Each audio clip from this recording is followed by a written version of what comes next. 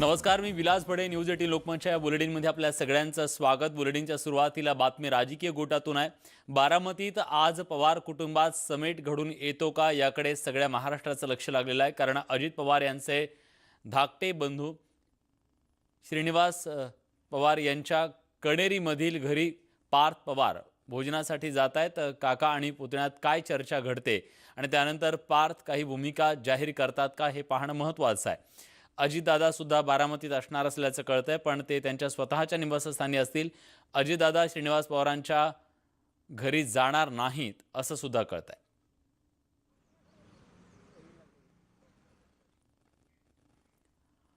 मुंबईत लोकल सुरू करण्यावर राज्य सरकार सकारात्मक विचार करत आहे असं मंत्री विजय वडेट्टीवार म्हणालेत.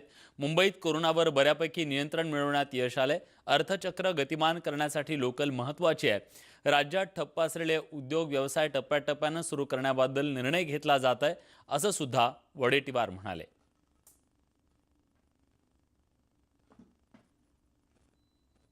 मुंबईमध्ये जो कर्मचारी आहे, चाकरमानी आहे, व्यवसायी आहे, हा संपूर्ण मोठ्या प्रमाणात रेल्वेने प्रवास करत असतो, लोकल रेल्वेने प्रवास करत असतो.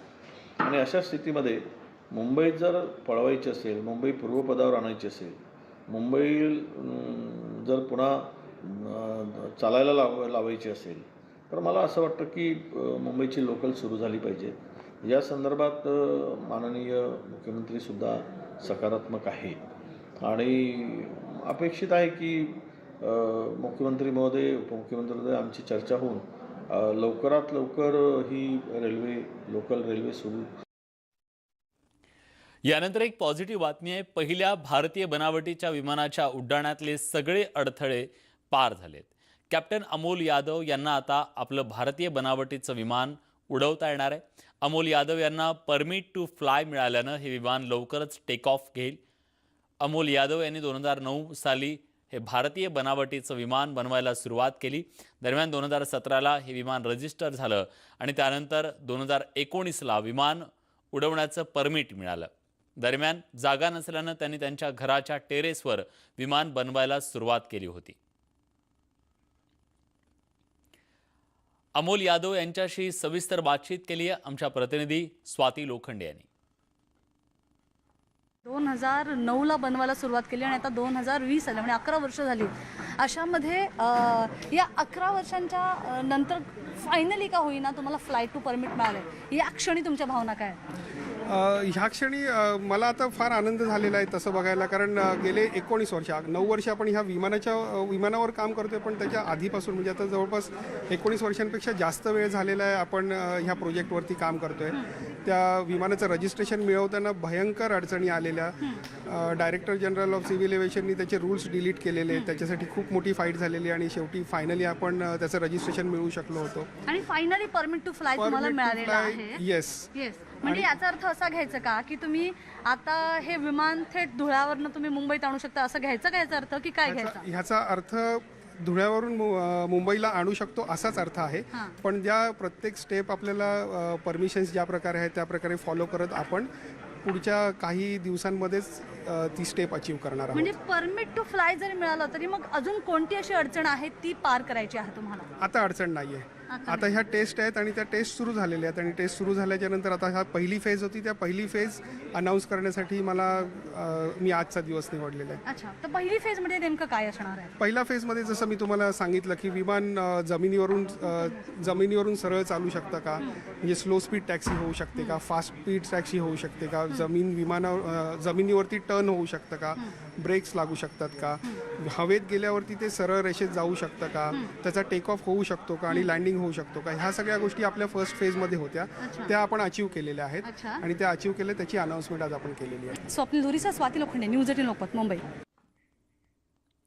आणि यानंतर सुशांत सिंह राजपूत याच्या प्रकरणातली एक महत्त्वाची बातमी. अंकिता लोखंडे हिने याच्याबद्दल नेमकं काय म्हटलं ते आपण बघूया. सुशांत सिंह राजपूतच्या नावावर असलेल्या फ्लॅटमध्ये अंकिता राहते आणि त्या फ्लॅटचे बँकेचे कोट्यवधींचे हप्ते सुशांतच्या खात्यातून वळते झाल्याचं वृत्त प्रसारित झालं होतं. मात्र त्यानंतर स्वतः अंकिता लोखंडे यांनी खुलासा केलाय. मी ज्या घरात राहते ते घर माझ्या नावावर असून या घराचे बँकेचे हप्ते मी माझ्या खात्यातून भरलेत, असा खुलासा अंकिता लोखंडेनं केलेला आहे. त्यासाठी तिनं तिच्या घराचं नोंदणीपत्र आणि तिच्या बँक खात्यातून पैसे बँकेनं कापून घेतल्याचं पासबुकमधल्या नोंदीसुद्धा ट्विट करत स्पष्टीकरण दिलंय. अंकिताचं हे ट्विट सध्या चांगलंच व्हायरल होत आहे. कोविड सेंटरमध्ये करमत नसल्यानं आंदोलन करत काही महाराज चक्क रस्त्यावर उतरले आणि रस्त्यावर बसून त्यांनी आंदोलन केलेलं आहे. उस्मानाबादमधला हा धक्कादायक प्रकार आहे. उस्मानाबाद कोविड सेंटरमध्ये करमत नाही, जेवण चांगलं मिळत नसल्याचा आरोप या सगळ्या महाराजांनी केला आणि त्यानंतर रुसून ते चक्क रस्त्यावर येऊन बसले आणि त्यामुळे तिथल्या प्रशासनाची चांगलीच तारांबळ उडाली. 4 दिवसांपूर्वी कळंब शहरातील महाराजांना अहवाल पॉझिटिव्ह आला. त्यानंतर त्यांना क्वारंटाईन करण्यात आलेलं होतं, कोरोना सेंटरला ठेवण्यात आलेलं होतं. पण मला लोकात मिसळून राहण्याची सवय आहे, सेंटरमध्ये जेवण व्यवस्थित नाही, कोणाला भेटू दिलं जात नाही. त्यामुळे हे महाराज हट्टाला पेटले आणि त्यांनी चक्क उस्मानाबाद शहरातल्या नगरपालिकेच्या समोर येऊन आंदोलनाला सुरुवात केली. बालाजी निरफळ आपले प्रतिनिधी आता आपल्यासोबत आहेत. बालाजी, हा नेमका काय प्रकार आहे? एकूण जर बघितलं गेलं सर तर कोरोना जो आहे तो सगळ्यांनाच आता नकोसा झालेला आहे. 4 दिवसापूर्वी कळंब परिसरातले हे महाराज मठात राहतात, त्यांचा जो अहवाल आहे तो पॉझिटिव्ह आला आणि त्यांना त्यानंतर त्यांच्या उपचारासाठी त्यांना जे आहे ते उस्मानाबाद कोविड सेंटरला दाखल करण्यात आलं. मात्र त्या कोविड सेंटरमध्ये लोकांना भेटता येत नाही, मला लोकात मिसळून राहण्याची सवय आहे, त्यामुळे मला बाहेर जाऊ द्या, मला माझ्या गावाकडे मठात जाऊ द्या, अशी मागणी हे प्रशासनाकडे करत होते. मात्र प्रशासन ऐकत नव्हतं. त्यामुळे महाराज जे आहे ते आज महाराजांनी आक्रमक पवित्रा घेतला व हे महाराज जे आहेत ते रस्त्यावरती नगरपालिकेसमोर येऊन बसले. बालाजी, महाराज कोण आहेत? हे महाराज जर बघितलं तर एक साधे मठातले महाराज आहेत आणि त्या मठ म्हणजे सेवक त्या मठात सेवा कळंबचा एक मठ आहे महाराजांचा मठ, त्या मठात ते सेवा देत आहेत. हे महाराज बाधित आल्यामुळे त्यांना उस्मानाबादच्या रुग्णालय कोविड सेंटरला दाखल केलं होतं. ते हट्टापायी बसले. मात्र त्यावेळेस जे रस्त्यावर बसले का त्यांचा अहवाल पॉझिटिव्ह असल्यामुळे प्रशासनाची चांगली दमछाक झाली आहे. त्यांच्या विनवणी वेळोवेळी प्रशासन करत होतं. सुमारे पाऊण तास हा राडा रस्त्यावरती चालू होता की महाराजांना विनवणी करून ते त्यांना कोविड सेंटरला परत न्यायचं होतं, पण महाराज आपल्या हट्टावरती ठाम होते. शेवटी 108 या ॲम्ब्युलन्समध्ये आल्यानंतर काही कर्मचाऱ्यांनी त्यांना सांगितलं की तुम्हाला आम्ही तुमच्या गावी सोडू. या गावी सोडण्याच्या अटीवरच महाराज जे आहेत त्या ॲम्ब्युलन्समध्ये बसून परत कोविड सेंटरला परत गेले. मात्र या कालावधीत जे आहे ते एकतर त्यांचा अहवाल पॉझिटिव्ह असल्यामुळे नागरिक किंवा प्रशासनही असतील की त्यांना नेमकं परत न्यायचं कसं, त्यांच्याशी जवळ जायचं कुणी, हा मोठा प्रश्न होता. त्यामुळं पीपीई किट घालून जे आहेत ते आरोग्य कर्मचारी तिथं आले. तिथला सगळा परिसर सुद्धा सॅनिटाईज करावा लागला, फवारून घ्यावा लागला परिसर सुद्धा लागला. त्यामुळे ज्या महाराजांना काही काळ असतं ना, सगळी यंत्रणा जी आहे ती यंत्रणा सगळी यंत्रणेला तारेवर. नक्कीच, खरं तर यंत्रणेला सहकार्य करणं गरजेचं आहे अशा काळात, पण महाराजांकडून ते झालेलं दिसत नाहीये. धन्यवाद तुम्ही दिलेल्या सगळ्या सविस्तर माहितीबद्दल. यानंतर कोल्हापुरातून एक महत्त्वाची बातमी आपल्या हाती येते. 2 दिवसानंतर एक मृतदेह सापडलेला आहे. ताम्रपर्णी नदीपात्रात तरुणाचा मृतदेह सापडला. 2 दिवसांपासून सुरू खरं तर पाऊस कोसळतोय आणि या पावसामुळे काही ठिकाणी पुराचं पाणी सुद्धा शिरलेलं आहे. अशा सगळ्या परिस्थितीमध्ये गोव्याहून चंदगडला आलेल्या युवकाचा अपघाती मृत्यू झाल्याचं कळतंय. अनिल बामणे असं मृत तरुणाचं नाव असून चंदगड तालुक्यातील कुदनूर गावच्या युवकाचा दुर्दैवी अंत झालेला आहे.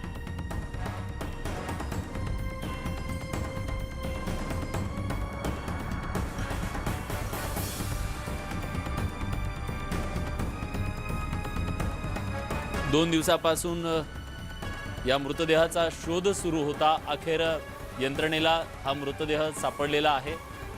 ताम्रपर्णी नदीपात्रात हा मृतदेह सापडलेला आहे. कोल्हापूरमधल्या 2 दिवसानंतर या मृतदेहाचा शोध घेण्यात प्रशासनाला यश आलेलं आहे.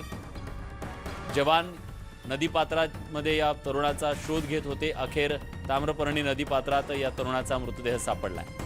खरं तर त्याच्या मृत्यूचं कारण अजून कळू शकलेलं नाही आहे, पण अपघातात हा मृत्यू झाला होता असंही कळत आहे.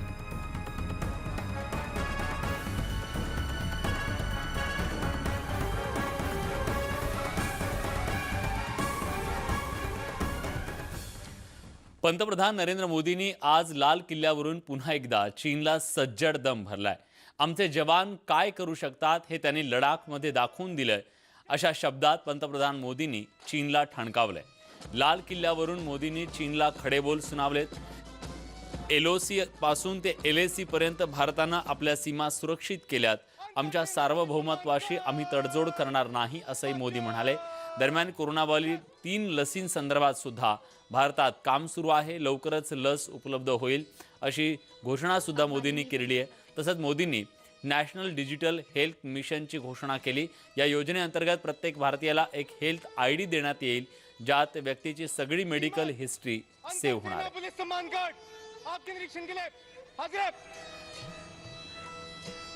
बड़ी ही The Guard Commander Lieutenant Colonel Gaurav S. Yuvalkar. इतनी आपदाओं के बीच ही सीमा पर भी देश के सामर्थ्य को चुनौती देने के दुष्प्रयास हुए, लेकिन LOC से लेकर LAC तक देश की संप्रभुता पर जिस किसी ने आंख उठाई, देश की सेना ने, हमारे वीर जवानों ने उसका उसी की भाषा में जवाब दिया.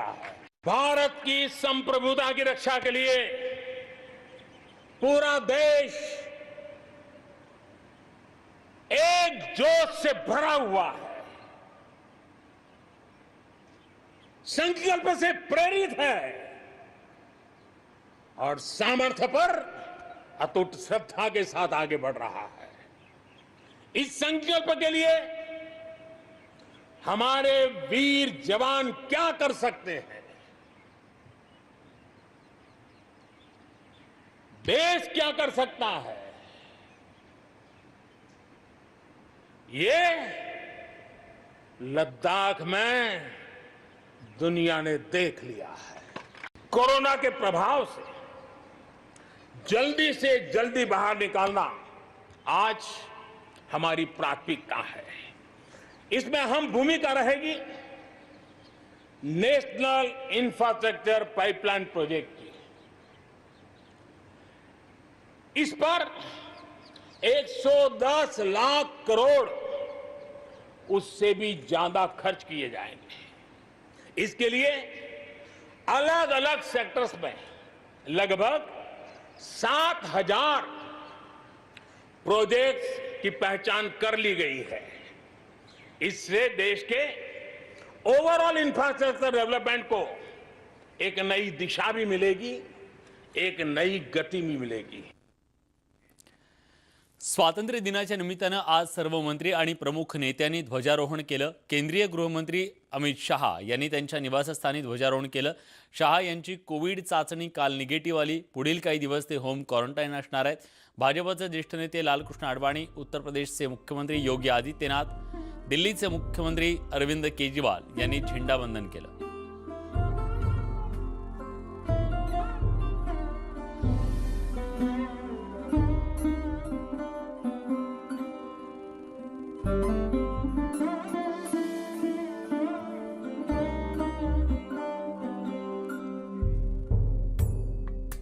राज्यात आंतरजिल्हा ST बस सेवा कोविड नियम पाळून सुरू करणार असल्याची घोषणा मदत पुनर्वसन मंत्री विजय वडेट्टीवार यांनी चंद्रपुरात केली आहे.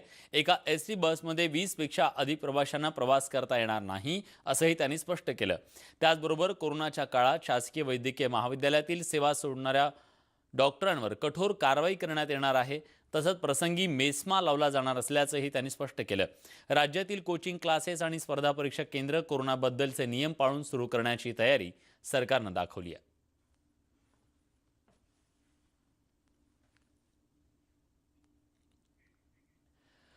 पुण्याचा कचरा डेपोचा प्रश्न पुन्हा पेटलाय. फुरसुंगीचा कचरा डेपो कायमस्वरूपी हटवण्यासाठी तिथले नागरिक आक्रमक झालेत.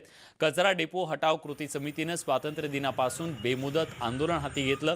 कचरा डेपो बाहेर फुरसुंगी आणि उरुळी देवाची गावातील नागरिकांनी आंदोलन सुरू केलं. सुरुवातीला गांधीगिरी आंदोलनाच्या माध्यमातून कचरा डेपोच्या वाहन चालकांना गुलाब पुष्प दिलं जात आहे. ऐन पावसात ग्रामस्थांनी कचरा डेपोच्या प्रवेशद्वारात निदर्शनं केली. टप्प्याटप्प्यानं आंदोलनाची तीव्रता वाढवली जाणार आहे. ग्रामस्थांच्या या आक्रमक पवित्र्यामुळे पुण्यात कचरा साठण्याची भीती आहे. पुण्यात एकीकडे कोरोनाचा प्रादुर्भाव कमालीचा वाढतोय. अशा परिस्थितीत शहरात कचरा साठल्यानंतर नागरिकांचं आरोग्य धोक्यात येण्याची शक्यता वर्तवली जाते.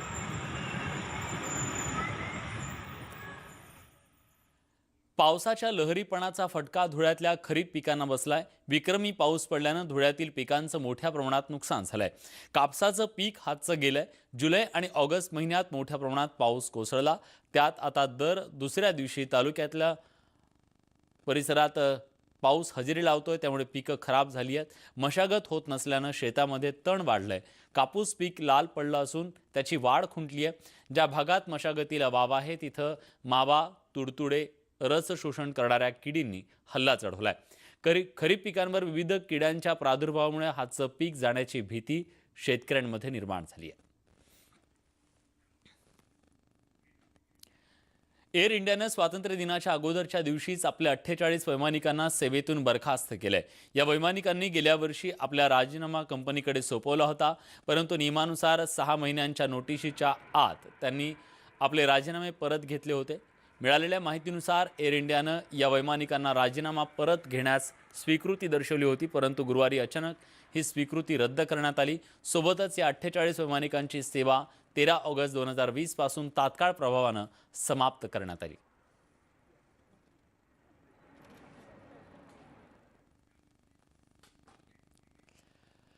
बुलेटिनमध्ये एक छोटासा ब्रेक घेतोय. ब्रेकनंतर इतर काही महत्त्वाच्या घडामोडी. कुठे जाऊ नका, पहा फक्त न्यूज 18 लोकमत.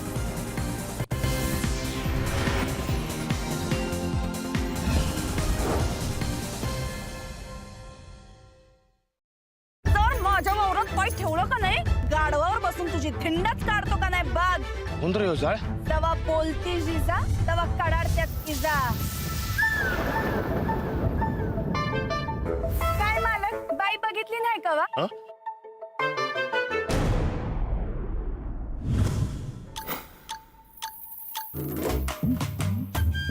फेना सुपरवॉच सह प्रस्तुत तुझ्यात जीव रंगला 17 ऑगस्ट संध्याकाळी 7:30 वाजता झी मराठीवर. हे काय? हे गुड नाईट गोल्ड फ्लॅश आहे. फ्लॅश मोड वर फ्लॅश वेपर्स पोलिसांप्रमाणे कानाकोपऱ्यात लपलेल्या डाकू डासांना शोधून धप्पक धप्पक 30 मिनिटांनी नॉर्मल मोड वर ऑटोमॅटिकली प्रत्येक 4 तासांनी फ्लॅश वेपर्स पुन्हा येऊन धप्पक धप्पक. Good Knight Gold flash.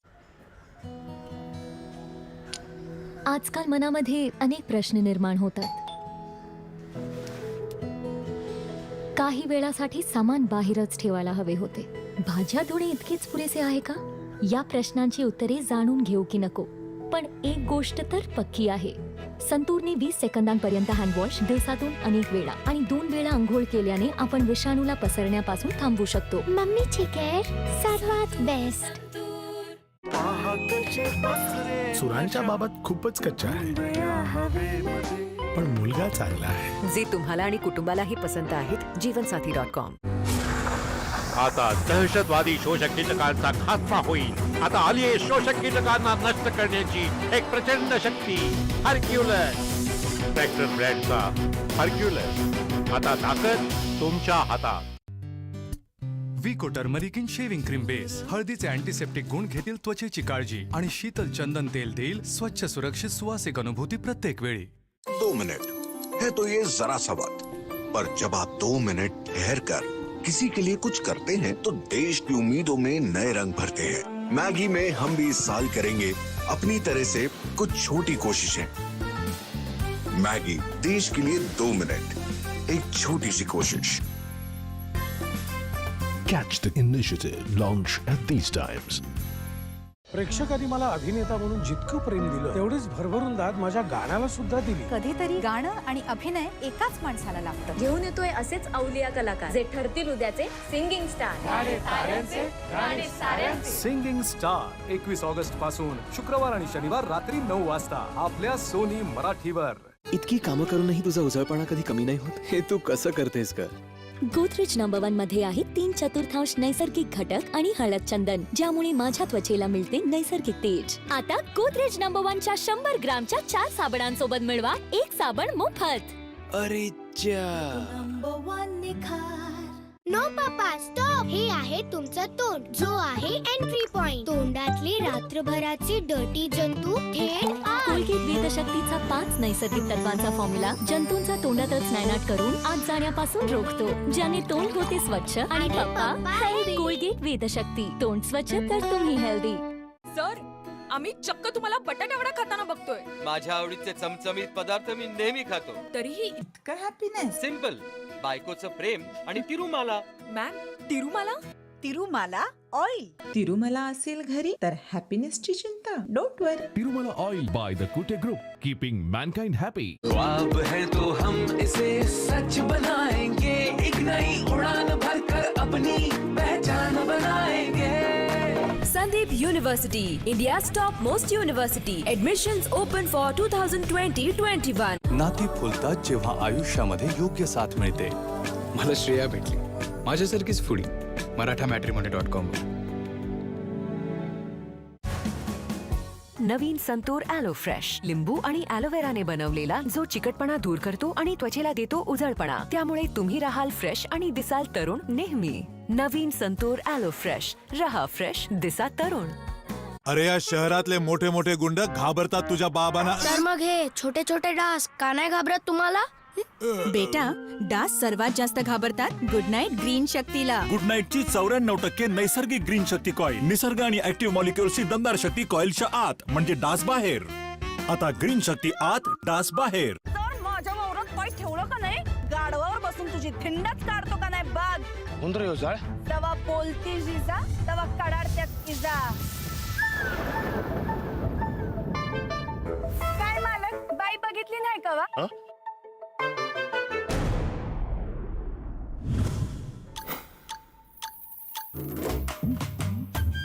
फेना सुपरवॉश सह प्रस्तुत तुझ्यात जीव रंगला. 17 ऑगस्ट संध्याकाळी 7:30 वाजता झी मराठीवर.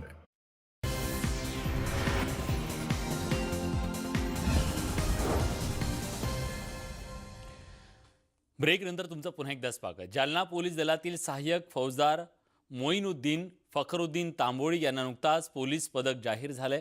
स्वातंत्र्य दिनाच्या मुहूर्तावर केंद्रीय गृह मंत्रालयाच्या वतीनं देशातील पोलिसांना उत्कृष्ट सेवेसाठी राष्ट्रपती पोलीस पदकाची घोषणा करण्यात आली, ज्यात जालन्यातील सहाय्यक फौजदार मोईनुद्दीन फखरुद्दीन तांबोळी यांना प्रशंसनीय सेवेसाठी पोलीस पदक जाहीर करण्यात आलं. त्यामुळे हे सध्या पोलीस अधीक्षक कार्यालयातील वाचक शाखेत कार्यरत असून काही दिवसांपूर्वी त्यांना सहाय्यक फौजदारपदी बढती मिळाली आहे.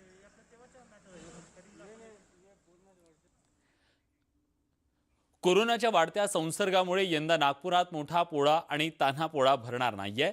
कोरोनाच्या पार्श्वभूमीवर या दोन्हींवर बंदी घालण्यात आली आहे. नागपूर जिल्ह्याचे जिल्हाधिकारी आणि मनपा आयुक्तांनी या संदर्भात आदेश जारी केलेत. पोळा हा शेतकऱ्यांचा मोठा सण म्हणून ओळखला जातो. ग्रामीण भागात हा सण मोठ्या उत्साहानं साजरा केला जातो. पोळ्याच्या ठिकाणी मोठी यात्रा मेळा भरतो. मोठ्या प्रमाणात नागरिकांची गर्दी सुद्धा होते. त्यामुळे हा सण सार्वजनिकरित्या साजरा झाल्यास कोरोनाचा संसर्ग मोठ्या प्रमाणात होण्याची शक्यता आहे. तर हा सण वैयक्तिकरित्या साजरा करता येईल असं मनपा आयुक्तांनी सांगितलंय. भारताच्या 74व्या स्वातंत्र्य दिनाच्या निमित्तानं इंडो ॲथलेटिक्स सोसायटी इंडियाच्या वतीनं शिवजन्मभूमी किल्ले शिवनेरे ते पुणे अशी एकदिवसीय सायकल वारी आयोजित केली होती. लॉकडाऊनमुळे किल्ले शिवनेरीवर जाणारा मार्ग बंद असल्यानं किल्ल्याच्या पायथ्याशी सुमारे 200 सायकलस्वार जमा झाले आणि छत्रपती शिवाजी महाराज यांच्या पूर्णाकृती प्रतिमेला पुष्पहार घालून ही रॅली पुण्याच्या दिशेने रवाना झाली. एकूण 160 किलोमीटरचा प्रवास करून ही रॅली आज संध्याकाळी पुण्यात पोहोचेल. यात महिला स्वार सुद्धा सहभागी झाल्या.